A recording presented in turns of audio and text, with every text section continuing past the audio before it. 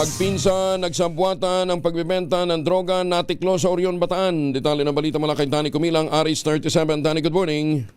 Sa kulungan na magpapasko ang isang magpinsan na natiklo sa pagbebenta ng illegal na droga ng mga tauhan ni Orion Chief of Police, Police Major Mantaib Jalman sa Barangay Bilul, Orion, Bataan. Nakumpiska sa mga ito ang ilang pakete na tumitimbang ng 0.9 gramo na shabu na nagkakalaga ito sa 1,972 pesos, cellphone na gamit sa transaksyon sa droga. Ang mga nadakip ay kinilala sa mga alias Renan at alias Willie na ang isa sa mga ito ay dati nang naaresto sa droga na kapwa-residente sa nabanggit na barangay. Ayon sa operatiba ng Orion PNP Station Drug Enforcement Unit, ang dalawang nadakip ang siyang itinuturong nagbebenta ng droga sa mga gumagamit umano sa lugar.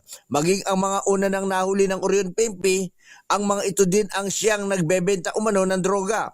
At kaya umano hindi agad nahuli ang mga ito ng mga nakarang ikinasang drug operation ay lubalang ang mga itong matunog at madulas. Hawak na sila ngayon ng Orion PNP at nakakulong na sa detention facility at sasampa ng mga ito nila Major Mantaib Jalman ng kasong paglabag sa RA 9165 o ang Comprehensive Gross Drug Act of 2002. Danny Kumilang, RH37, DCRH, una sa Pilipinas, una sa Pilipino. Maraming salamat, Danny.